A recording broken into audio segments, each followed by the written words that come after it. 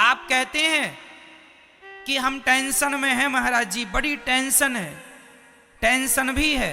और आप कहते हैं कि हमारी गाड़ी भगवान चला रहे हैं, हमें भगवान पे भरोसा है।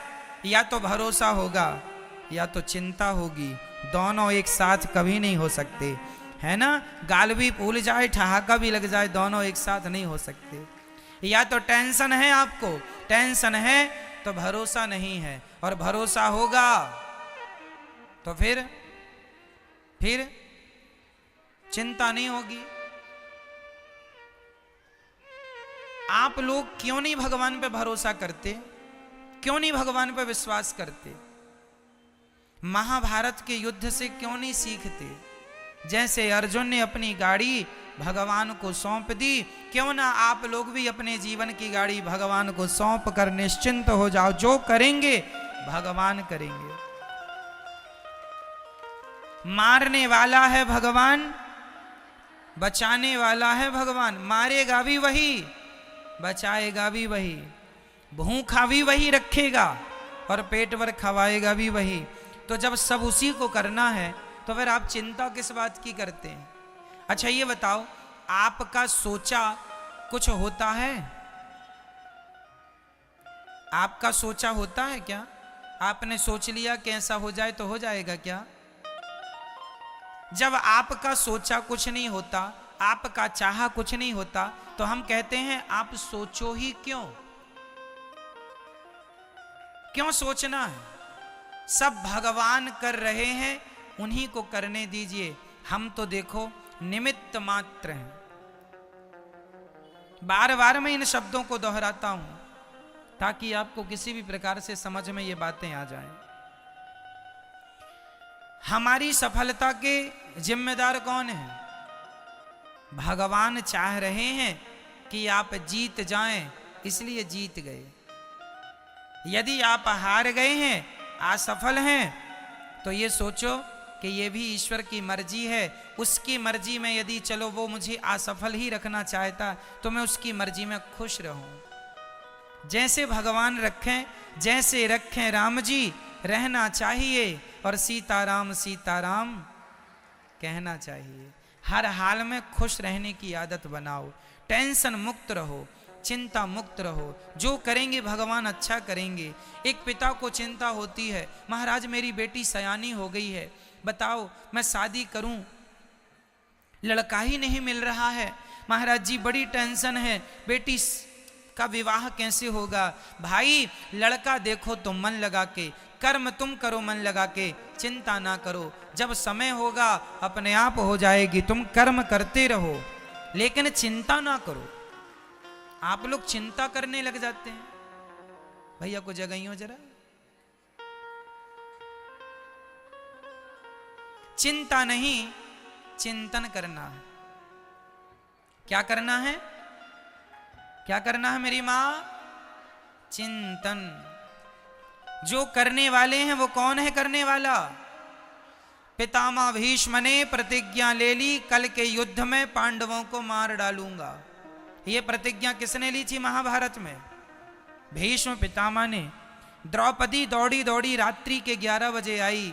अरे कन्हैया सुन रहे हो, मेरे पतियों को मारने की प्रतिज्ञा पितामह ने ली है, बताइए मैं क्या करूं? भगवान बोले तू जान, तेरे पति जाने मैं क्या करूं? मैं तो युद्ध लड़ ही नहीं रहा हूं। द्रौपदी बोली मेरे पतियों की, पितामह की प्रतिज्ञा कभी अधूरी नहीं होती। पितामह सदा अपनी प्रतिज्ञा को पूरी करते हैं। हे दीन बंधु, हे दीनानाथ, हे नंद नंदन, हे श्याम सुंदर, मेरे पतियों की रक्षा कीजिए। भगवान बोले चलो अर्जुन से बात करते हैं। अर्जुन के पास गए तो अर्जुन बढ़िया खर्राटे दे के सो रहे थे, खर्राटे मार रहे थे, बढ़िया गहरी नींद में सो रहे थे अर्जुन। भगवान ने जगाया, अर्जुन जागो। अर्जुन ने कहा क्या हुआ, क्यों जगा रहे हो आधी रात को? भगवान ने कहा कल के युद्ध में पितामह ने प्रतिज्ञा ली है, कल तुम्हें मरना होगा, पांडवों को मारने की प्रतिज्ञा पितामह ने ली। कोई योजना बनाओ, रणनीति बनाओ, कल का युद्ध कैसे करोगे? तुम सो रहे हो। अर्जुन ने कहा कन्हैया सोने दो, आप भी सो जाओ मेरे पास, यहीं सो जाओ।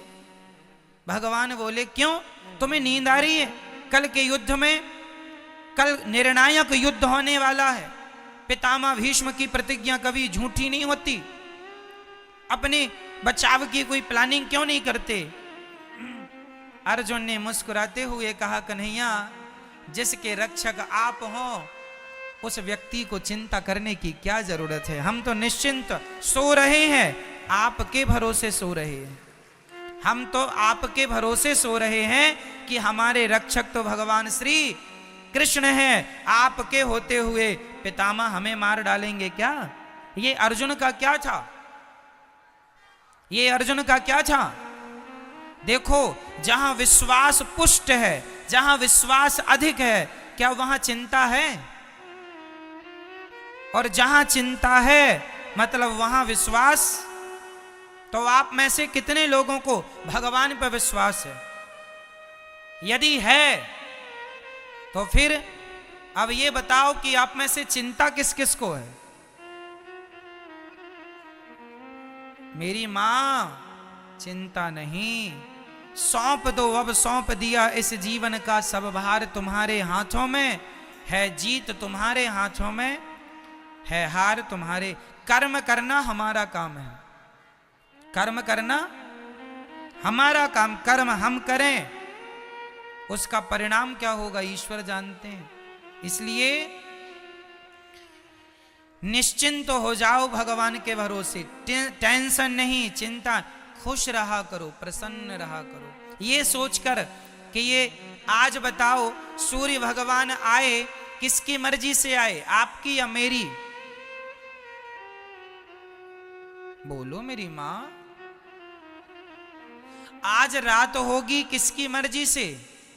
ईश्वर की। ये सृष्टि चल रही है किसकी मर्जी से? हम लोग लड़कपन से जवान हो गए, जवान से बुढ़े हो गए, किसकी मर्जी से आप बदल रहे हैं? आप क्यों नहीं, कल पैदा हुआ बच्चा आज ही जवान क्यों नहीं हो गया? उसे जवान होने में क्यों 20-25 साल लगते हैं? तुम्हारे हाथ में सब कुछ है तो तुम पैदा होते ही जवान हो जाओ ना। क्यों? तुम्हारा कुछ भी नहीं है। तुम्हारी ग्रोथ जो दिन दिन होती है वो तुम्हारी मर्जी से नहीं होती, ईश्वर की मर्जी से होती है। इसलिए सब ईश्वर के अधीन है। भगवान का चिंतन करना सीखो, भगवान पर विश्वास करना सीखो, भगवान के चरणों में आत्मसमर्पण करना सीखो। जब आप समर्पण कर देंगे तो आपकी गाड़ी भगवान ही चलाएंगे, उनके भरोसे खुश रहा करो बस। हम लोग अहंकार कर लेते हैं, जरा सा कमाने लग गए, जरा सा पैसा कमाने लग गए, हम कमा रहे हैं, हम पैसे वाले हैं, हम ये हैं वो हैं। अहंकार तो देखो आदमी का, आजकल का आदमी ना ऐसे चलता कैसे, ऐसे ऐसे अकड़ देखो जरा, ऐसे चलता है जैसे ये राजा हो, सब इसके गुलाम हैं। आप लोगों के पास कितना पैसा है? 10 लाख, 20 लाख, 1 करोड़, 10 करोड़, 50 करोड़, 1 अरब, 10 अरब, 100 अरब, कितना? जितना बोल रहे हैं इसी के अंदर होगा जो भी होगा।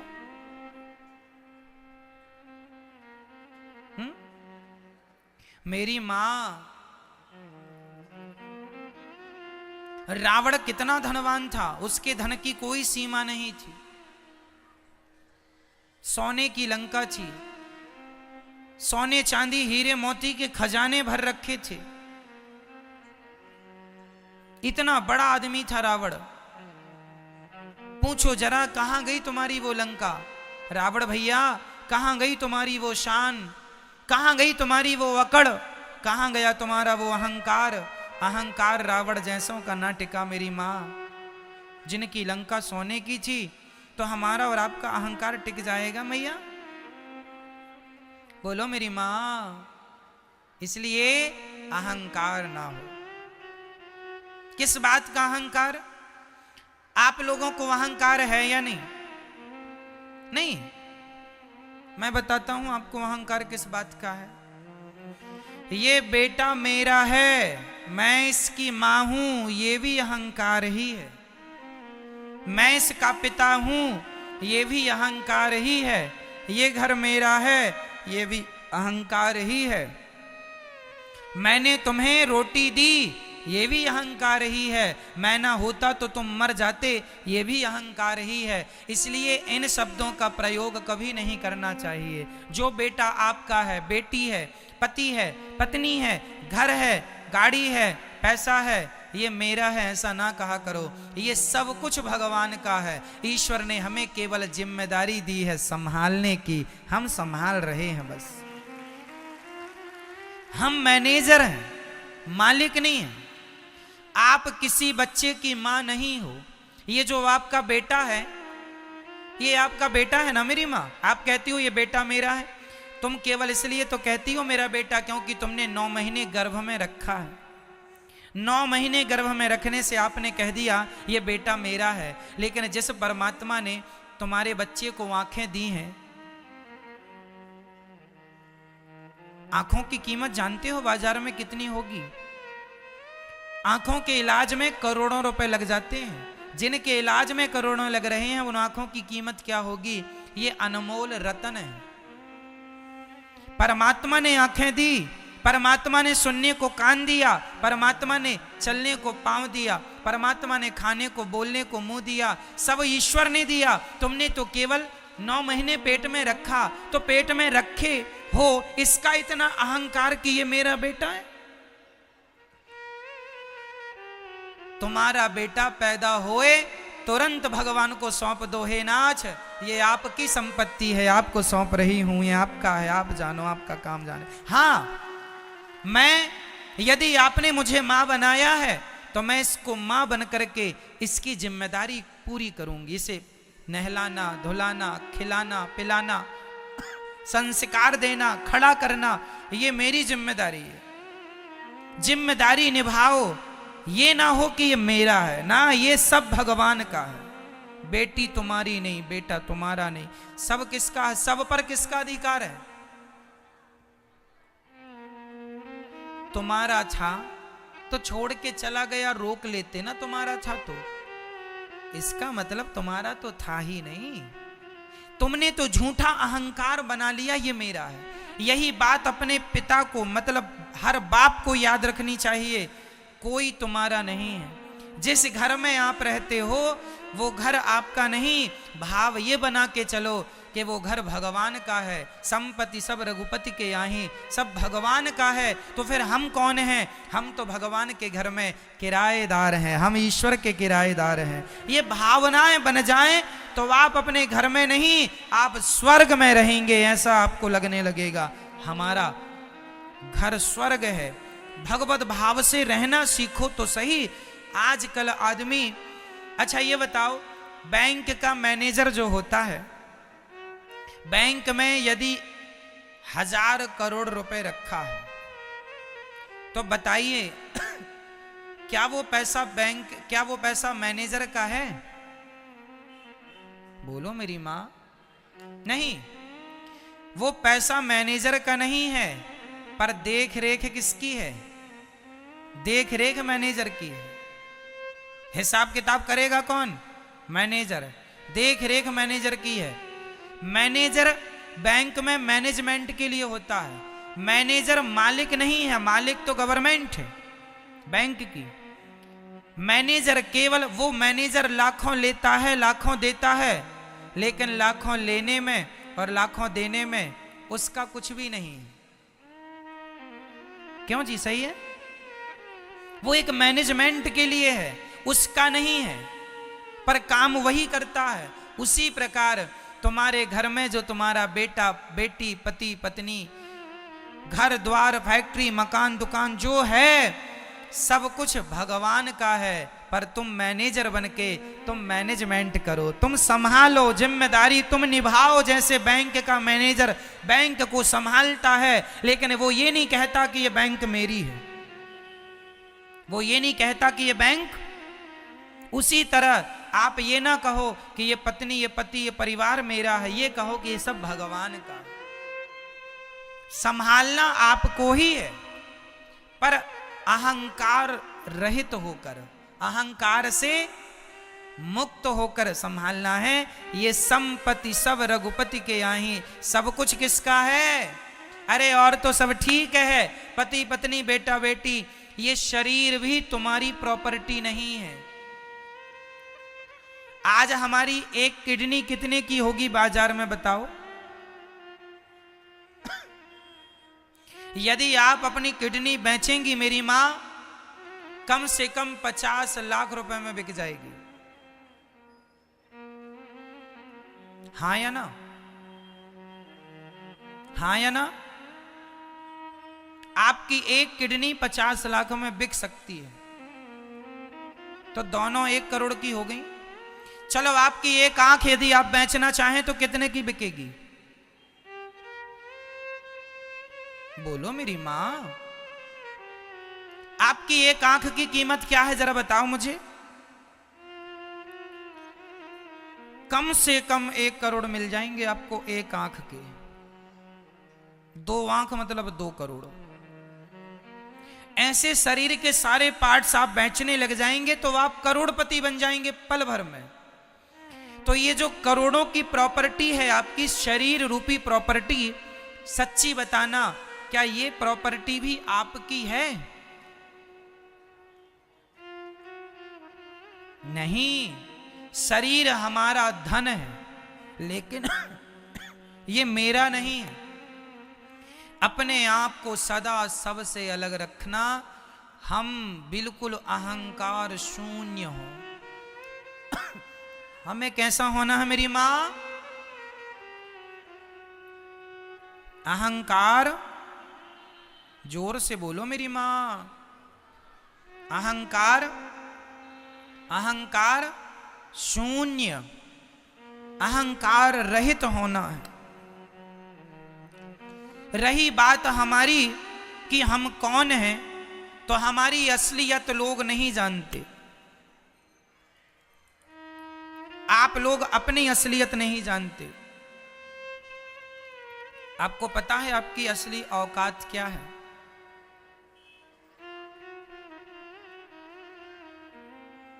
नहीं पता?